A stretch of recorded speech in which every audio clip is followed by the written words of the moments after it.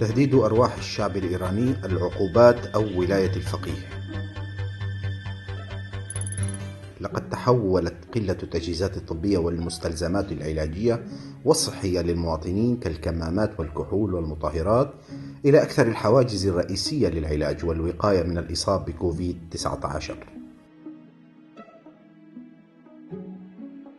وما يستند إليه كبار المسؤولين في النظام ويقدمه حاجزا لتوفير الأدوات الطبية هو العقوبات الاقتصادية والنفطية على النظام. ولكن النقطة الملحوظة هي أن العقوبات لا تشمل المواد الغذائية والأدوية أبدا، كما أن أمريكا والكثير من الدول الأخرى قد قدمت حتى مقترح تقديم المساعدات الطبية. وفي حالة غض الطرف عن تدمير البنى التحتية والبيئية في إيران، مما يعتبر حصيلة ل40 عاما من احتلال البلاد من قبل الملالي، لا نجد إيران من ناحية الثروات وتوفير حاجيات المواطنين تحت ضغط العقوبات. وتتساءلون لماذا حتما؟ وبنظرة عابرة على الممتلكات والثروات التي يستحوذ عليها خامنئي يمكن الوصول إلى الإجابة على هذا السؤال. وتبلغ الأموال والثروات المتعلقة بالمؤسسات التابعة لولاية الفقيه حداً يمكن من خلالها ليس فقط توفير كافة المستلزمات الطبية والتجهيزات العلاجية، وإنما يمكن عبرها وضع المواطنين الإيرانيين في الحجر الصحي المنزلي لمدة شهر واحد، وتقديم أفضل الإمكانيات العلاجية والمعيشية لهم أيضا. ويجدر إلقاء نظرة عابرة على هذه المؤسسات والثروات التي تستحوذ عليها. الغول الاقتصادي السياسي العملاق المسمى بمؤسسة أستان قدس رضوي. مؤسسة أستان قدس رضوي واحدة من أغلى الكارتلات الاقتصادية لمافيا خامنئي، حيث تستحوذ على المساحة الملحوظة من الأراضي المستصلحة في ضواحي مدينة مشهد وباقي المدن الإيرانية كطهران وقزوين وأصفهان ودامغان وسمنان ويزد وكرمان والمدن الأخرى. وتقدر القيمة التقديرية لهذه الأراضي بنحو 20 مليار دولار.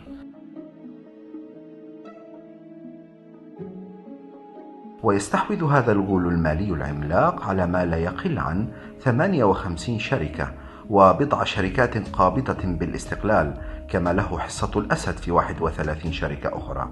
والآن تصوروا مدى الثروة التي تصب في جيب رئيسي وخامنئي من خلال أستان قدس رضوي.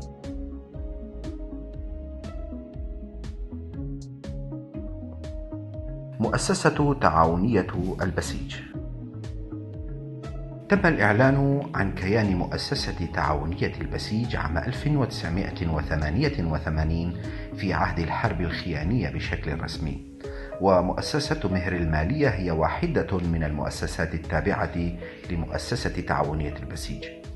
وبشأن البنوك التابعة لقوات الحرس والبسيج، قال حميد طهراني فر المدير العام لمراقبة البنوك والمؤسسات الائتمانية للبنك المركزي في حينه: تعمل كلها سوى القروض الحسنة، إنها تعمل كالذراع المالية لقوات الحرس والبسيج في سوق البورصة بطهران وباقي الأماكن، وتشتري أسهم الشركات.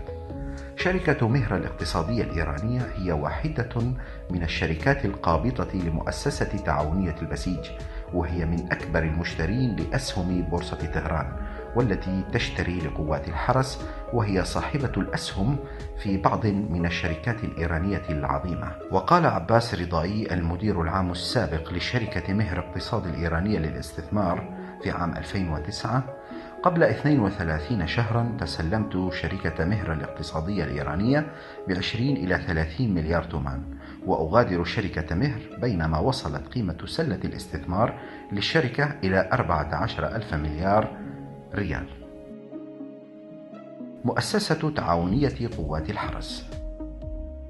مؤسسة تعاونية قوات الحرس هي الجهاز الاقتصادي الأقدم لقوات الحرس، وبموجب مشروع قانوني صادق عليه مجلس شورى النظام عام 1994 منح لها جواز تأسيس الشركات العمرانية وتقديم الخدمات للقوات المسلحة خاصة قوات الحرس. كما منحت للشركات التابعة لقوات الحرس منها مؤسسة تعاونية قوات الحرس مشاريع بميزانيات بالغة مليارات الريالات في مجال إنشاء السدود والطرق والمنشآت. وبشأن ثروة هذه المؤسسة يكفيكم أن تعلموا أنها واحدة من الشركات القابضة الخمس الأولى في البلاد. مؤسسة ما يسمى بالمستضعفين.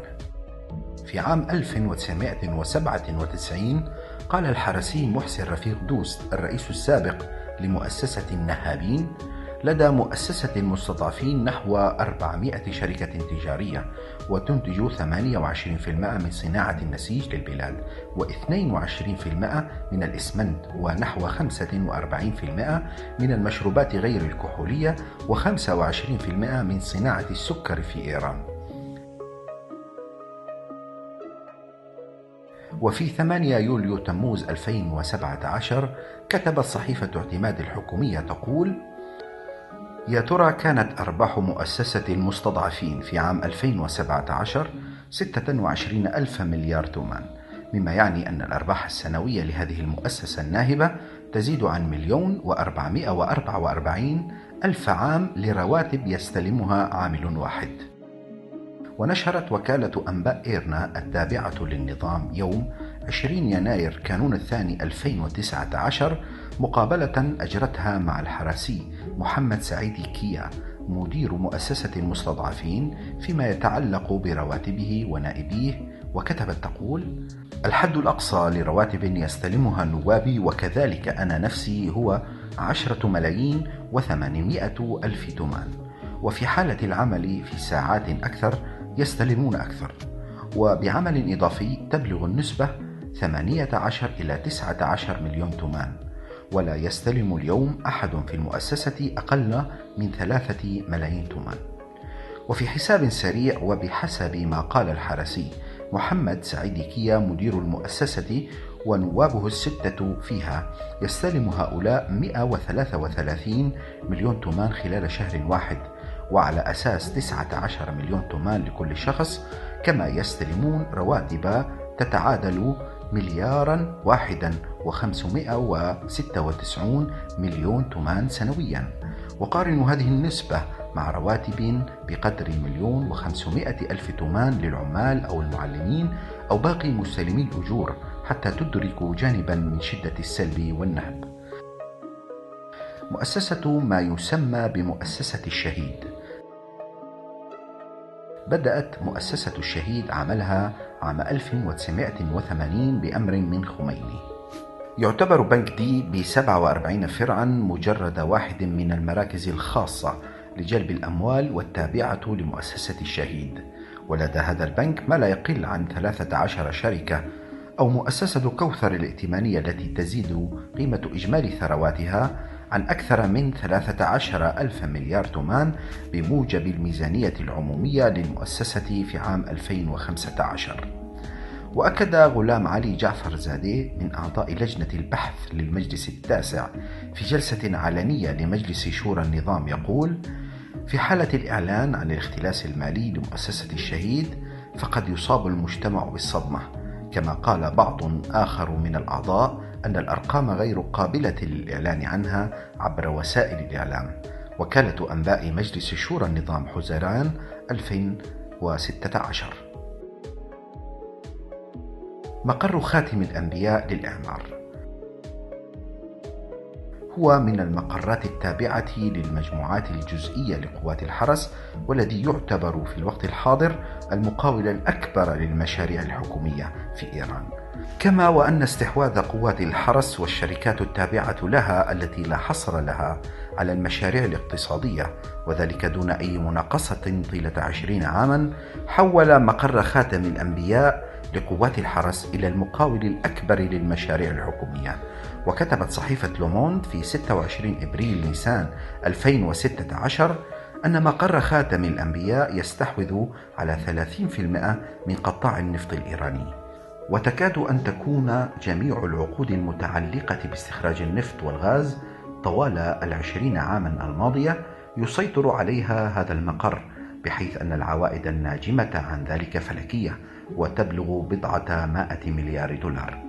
وفي مقابلة أجراها تلفزيون قناة رقم 1 للنظام مع الحرسي عباد الله عبد الله قائد مقر خاتم الأنبياء في 18 مارس آذار 2017 كشف عبد الله النقاب عن مجرد حالة واحدة من حالات السلب والنهب لقوات الحرس عبر بيع النفط لمصفاة الخليج، حيث قال: تنتج هذه المصفاة 60 مليون منتج، ومن هذه النسبة 37 مليون لتر من نوع يورو 4، و4 ملايين لتر من نوع وقود النفاثات، و14 مليون لتر من نوع الغاز الثقيل والخفيف وما شابه ذلك، حيث يعادل إجمالي كل ذلك 60 مليون لتر.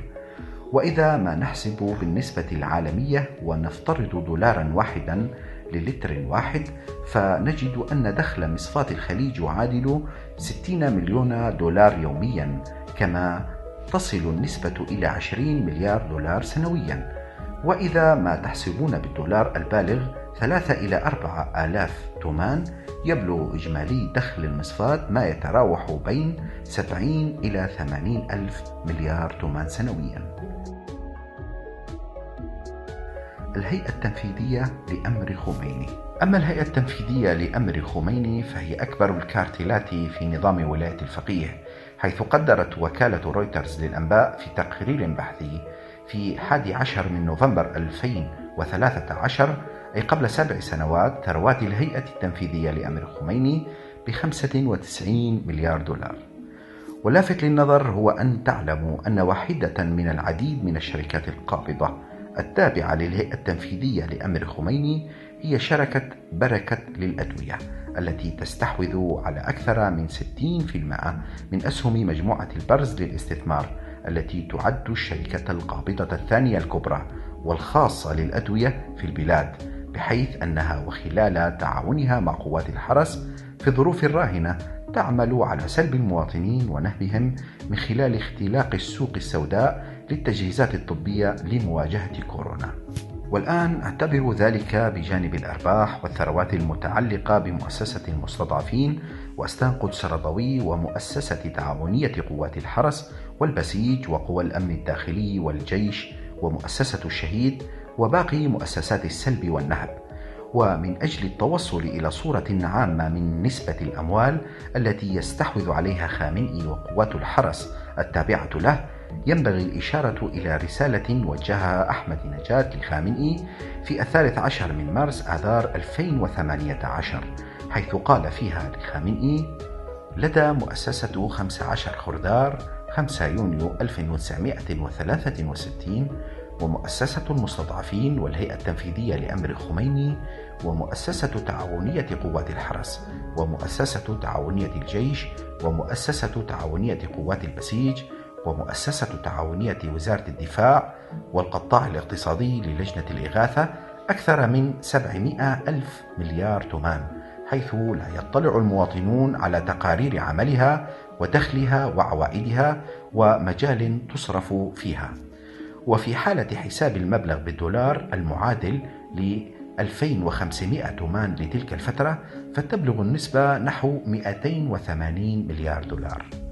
ونشر موقع انتخاب الحكومي في 21 أيلول سبتمبر 2017 مقابلة خاصة أجراها مع بهزاد نبوي من العناصر التابعة للعصابة الفاجية لنظام الملالي، في مقال تحت عنوان 4 مؤسسات، وهي الهيئة التنفيذية لأمر الإمام ومقر الخاتم وأستان قدس ومؤسسة المستضعفين تستحوذ على الثروة الوطنية.